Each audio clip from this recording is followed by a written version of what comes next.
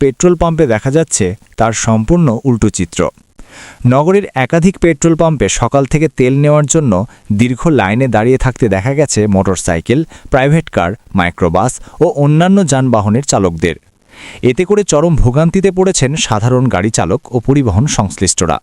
জাহাজ কোনো জায়গায় আটকানো হচ্ছে না, কিন্তু বাংলাদেশের সরকার কেন যে এরকম করতেছে, যা পাম্পওয়ালা কেন যে এরকম করতেছে, তেল দিচ্ছে না। তেল কিন্তু আসতেছে, মজুত আছে তেল, কিন্তু ওরা পাম্পের মধ্যে তেল রেখে আমাদের তেল দিচ্ছে না। আর দ্বিতীয় কথা হচ্ছে যে আমরা অ্যাম্বুলেন্স যারা চালাই তারা আশা করি রুগী নিয়ে তো চলাফেরা করি, অনেক রুগী আসে ইমার্জেন্সি, কিন্তু পাম্পওয়ালা ঢুকলে আমাদের এরকম তেল দেয় না, ওই সিরিয়াল নিয়ে নিতে হয়।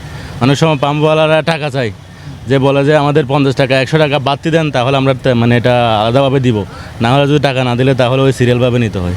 আর কিছু করার নেই, এরকমই হচ্ছে। কিছুদিন আগে একটা কক্সবাজার রুগী আনার সময় হঠাৎ করে মাঝখানে তেল শেষ হয়ে গেছে, পাম্পে ঢুকছি, ওরা বলতেছে বাইলাইনে কোনো তেল দেওয়া হবে না, কিন্তু আমার গাড়িতে ইমার্জেন্সি রুগী ছিল, পরে তেল নিতে নিতে ওই রুগী ওখানেই মারা গেছে।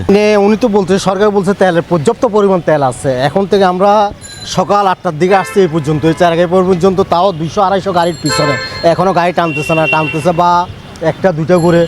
আমরা তো কিছু বুঝতেছি না, আমাদের যা হরানি। পরশু দিনও আসছে 5 ঘন্টা, আমাদের গাড়ি আরেকটা নিয়ে 5 ঘন্টা লাইনে থাকে, তারপর তেল নিচ্ছি। তাও এই হচ্ছে কথা। এখন যদি সরকার যদি বলতেছে পর্যাপ্ত পরিমাণ তেল আছে, আমরা দেশের পরিস্থিতি বুঝতেছি, আমরা ড্রাইভার অনেক কষ্ট করতেছি। রবিবার সকাল থেকে চট্টগ্রাম নগরীর বিভিন্ন এলাকায় সরেজমিনে ঘুরে দেখা যায় অনেক পেট্রোল পাম্পে তেল সরবরাহ সীমিত রাখা হয়েছে বলে অভিযোগ উঠেছে। ফলে ভোর থেকেই চালকরা তেল নেওয়ার আশায় লাইনে দাঁড়িয়ে অপেক্ষা করছেন। অনেকেই ঘন্টার পর ঘন্টা লাইনে দাঁড়িয়ে থেকেও কাঙ্ক্ষিত পরিমাণ তেল পাচ্ছেন না বলে জানিয়েছেন। 4-5 ঘন্টা লাইনে দাঁড়িয়ে আস্তে আস্তে করে এতটুকু পর্যন্ত আসতে পারছি, এবং এটার জন্য যে শুকরিয়া আদায় করতে পারবো। আজকে 1 সপ্তাহ ধরে আমি অনেক ফিলিং স্টেশনে ঘুরছি, ঘুরতে ঘুরতে আমি কোথাও পাই না, কোথাও দেয় 100 টাকা 200 টাকা করে। যেমন কালকে রাত্রে আমি এক জায়গায় গিয়ে প্রায় 1.5 ঘন্টা দাঁড়িয়ে লাইনের কাছাকাছি গেছি, আমার সামনে 5টা ছিল, ওনারা বলছে তেল নাই, অফ করে দিছে। রাত্রে প্রায় ওদিকে আমি 2 ঘন্টা সময় নষ্ট করছি। নগরীর গুনি বেকারি সংলগ্ন কিউসি পেট্রোল পাম্পে গিয়ে দেখা যায় সকাল 6টা থেকেই তেল নেওয়ার জন্য দীর্ঘ সারি গুনি বেকারির কিউসি পেট্রোল পাম্পের থেকে নগরীর চেরাগি পাহাড় পর্যন্ত লাইন তৈরি হয়েছে। সেখানে মোটরসাইকেল, প্রাইভেট কার ও অন্যান্য যানবাহনের চালকরা লাইনে দাঁড়িয়ে তেলের জন্য অপেক্ষা করছেন। অনেক চালক জানান অন্য পেট্রোল পাম্পে তেলের সরবরাহ কম থাকায় বাধ্য হয়ে তারা এখানে এসে লাইনে দাঁড়িয়েছেন।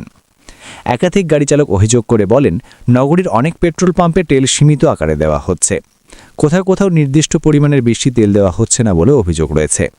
এর ফলে সাধারণ মানুষকে দীর্ঘ সময় লাইনে দাঁড়িয়ে থাকতে হচ্ছে এবং সময় নষ্টের পাশাপাশি ভোগান্তিও বাড়ছে। আমি সকাল 7টা থেকে সিরিয়াল দিচ্ছি, কেন ওইটাই তো আমাদের কথা, যার তেল যেন সংকট নাই, তাহলে আমরা কেন সিরিয়ালে দাঁড়িয়ে থাকবো? আমরা তো চট্টগ্রামের মানুষ, বুঝছেন, মেজবানি খাইতে হয়তো অভ্যস্ত। এখন তেল তো পর্যাপ্ত আছে, এখন সবাই বাইক নিয়ে সম্ভবত কিউসি পেট্রোল পাম্পে মেজবানি মাংস বিতরণ করতেছে। সবাই এখন এই মেজবানি মাংস খাবার জন্যই যাচ্ছি, কারণ আমাদের প্রতিমন্ত্রী আবার আমাদের মন্ত্রীরা হাক ডাক করে একদম গলা ফাটিয়ে বলতেছে দেশের কোথাও কোনো তেলের বা জ্বালানি কোনো সংকট নাই। উল্টা আমাদের জ্বালানি মন্ত্রী নিজে বলছে যদি কোথাও সংকট থাকে তাকে বলার জন্য। এখন আমি এটা বুঝি না যে নিউজের এত খাবার, এতগুলো নিউজ, এগুলা কি তাদের চোখে পড়ে না, নাকি তারা চোখ থাকতে অন্ধ? আমরা সকাল থেকে, এমনকি এখানে অনেকজন আছে যারা সকাল 6টায় আসছে, অনেকের সাথে কথা বলতে জানতে পারছি, ওরা বলতে আমরা 4টায় আসছি। তাহলে এই মানুষগুলা কি মেজবানি খাওয়ার জন্য আসছে এখানে? তারা কি এগুলো দেখতেছে না? তো আমরা সরকারের কাছে অনুরোধ করব, এইসব সিন্ডিকেট কাজ করতে না পারলে দয়া করে আপনাদের ইস্তফা দেওয়া উচিত। স্থানীয়রা জানান সরকার থেকে তেলের কোনো সংকট নেই বলে বারবার বলা হলেও বাস্তবে অনেক পেট্রোল পাম্পে তেলের সরবরাহ কমে যাওয়ায় এমন পরিস্থিতির সৃষ্টি হয়েছে। বিষয়টি দ্রুত খতিয়ে দেখে প্রয়োজনীয় ব্যবস্থা নেওয়ার দাবি জানিয়েছেন তারা।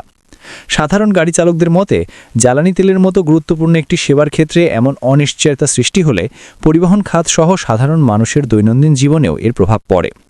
তাই সংশ্লিষ্ট কর্তৃপক্ষের দ্রুত পদক্ষেপ নিয়ে তেলের সরবরাহ স্বাভাবিক রাখার দাবি জানিয়েছেন তারা।